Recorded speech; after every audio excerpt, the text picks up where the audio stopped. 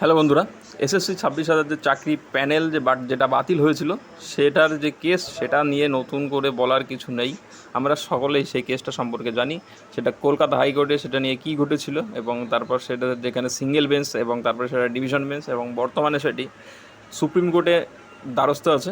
যে panel high court থেকে যখনই পুরো প্যানেল বাতিল করা হয় তখন কিন্তু রাজ্য সরকার এবং যে বোর্ড তারা কিন্তু সুপ্রিম কোর্টের দ্বারস্থ হন প্যানেল বাঁচানোর জন্য।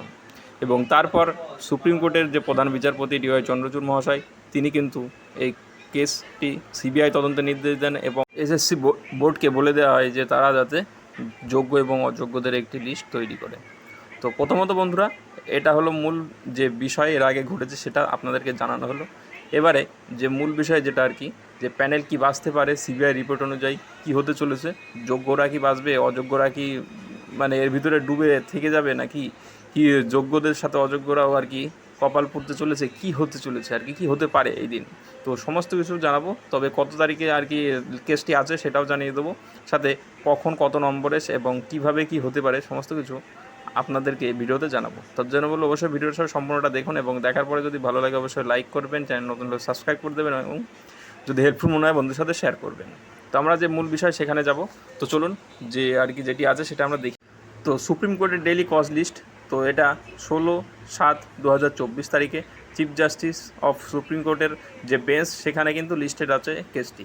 তো সেই কেসটির টোটাল ওই দিন অনেকগুলো কেস আছে, তার মধ্যে যে কেস আমাদের যেটা এসএসসি কেস ওয়েস্ট বেঙ্গলের, তো সেটা কিন্তু আছে 12 নম্বরে। তো সেটা সাথে ওই দিন আরও বেশ কিছু জজ থাকবেন। সকাল 10:30 থেকে কিন্তু কোর্ট শুরু হবে। কেসটি 12 নম্বরে লিস্টেড আছে। তো কেসের যে এসএলপি নাম্বার, কেস নাম্বার যেটা, তো এসএলপি সি নাম্বার দেখুন 9586/2024 XVI। তা state of West Bengal versus Baishakhi Bhattacharya and Chatterjee and others যারা আছেন তারা। তো পিটিশনার যারা আছেন তাদেরও নাম দেওয়া আছে, দেখে নেবেন। তো 16 তারিখে 12 নম্বরে কেসটি যেহেতু লিস্টেড আছে, প্রথমে বেশ তার আগে 11টি কেস আছে। তো এর মধ্যে প্রথম যে কেসটি সেটা কিন্তু অনেক বড় কেস, তো তার জন্য বেশ সময় লাগবে।